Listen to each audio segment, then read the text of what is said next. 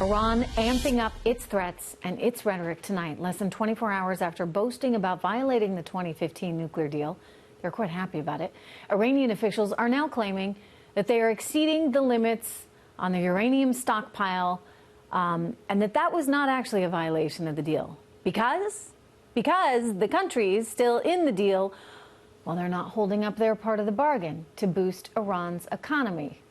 Now it's threatening to violate even more serious provisions of that nuclear deal if Europe doesn't meet its demands in just 5 days' time.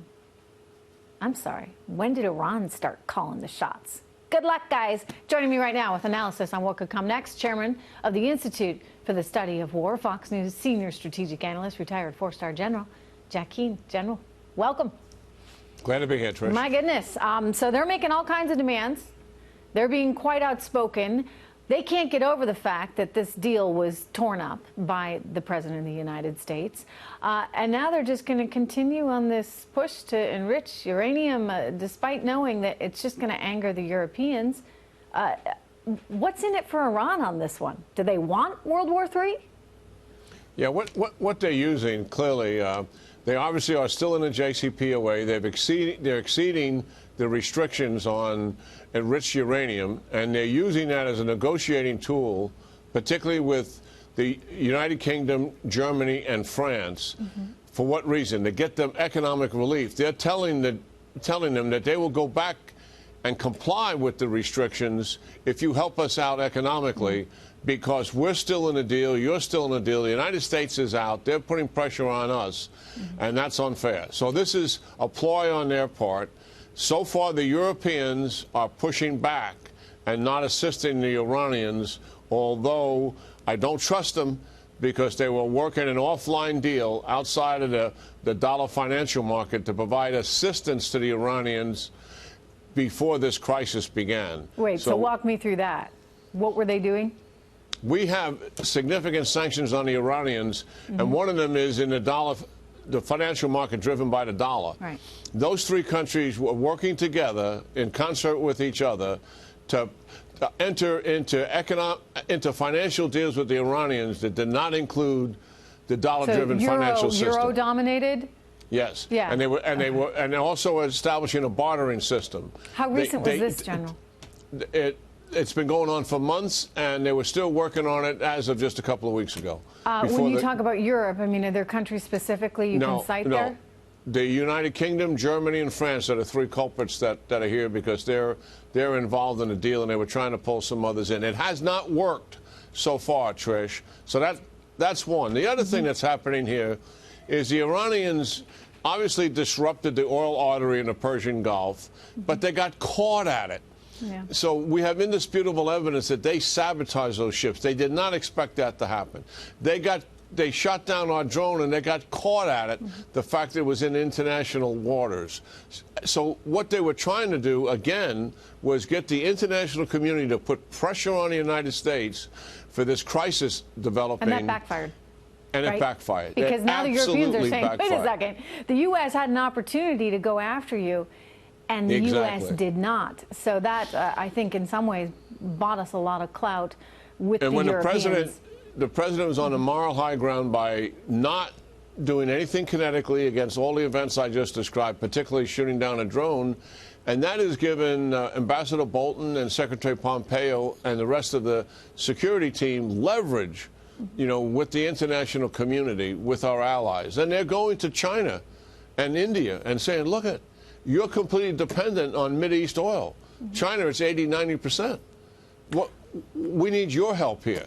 Let's you put pressure on the Iranians. Okay. And that's a good strategy. So gaming this out, though, look, we don't need Middle Eastern oil. We don't. I mean, we are energy independent, and that's great. I mean, granted, nobody wants higher oil prices, and that's lousy for the economy overall.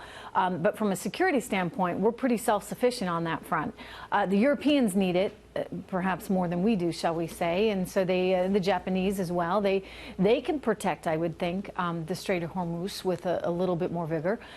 But how does this? What exactly are they trying to get? I understand they want the deal reinstituted. That's not going to happen. That ship has sailed. What is your sense of what the president, and have you talked to him about this, what the president wants to do specifically with Iran? Because he strikes me as somebody who likes to make a deal. There's an opportunity there. It could be done. It should be done. But he wants a new deal. He doesn't want, Obama's leftovers. No, that's true. But going back to the statement about our oil independence, we clearly have that, and that's a good thing. Okay. But it is in U.S. national interest that the oil market in the Middle East stays stable, because half of the world's economy depends on it. And if that goes off the charts, that affects the United States economy as well. So it's U.S. national interest, stable, secure oil market in the Middle East, and that's why we'll continue to want to play at it. Now, as you suggest, though, we are talking earnestly to our allies to get them to help protect the shipping lanes. We don't need 40, 50 escort ships out there doing that work. All we need is people with cameras, because that's what's going to identify the Iranians. That's what is spooking them. We don't need a lot of guns out there. We just need people with cameras. And that can be overhead cameras, obviously in drones, etc. That can be small boats going along tankers. That can be the tankers themselves. So that is getting stitched together by some pretty smart people, and how to do that as well as can be expected. Where are we going? The president has been right on target, I think, right from the beginning. It was a lousy deal. Let's get out of it and try to get a better deal. All of the sanctions that are being imposed on the Iranians, and you've been reporting on it, it's very significant, is with a motivation to bring them back in to have some negotiations about a better deal. Well, he said over and over again, right? I'm here by the phone. I'm standing here. I'm ready, willing to take the call. But they're so bruised over the fact that he tore up the deal. I think they just can't get quite to first base, which is a shame, because he's extended an olive branch, and they go out and shoot down our drone. Well, they always looked at the deal as just a temporary imposition, 10 to 15 years, and they were going to get their nuclear weapons anyway. It has always been a path to nuclear weapons. The fact that the president called them out on it and said, I'm not going to stay in this unless we can modify the deal. The Europeans didn't want to change it. Obviously, the Iranians were not going to change it. It was so favorable to them. Yeah. No president in 39 years has conducted a strategic offensive campaign to put maximum pressure on the Iranians the way this administration is doing.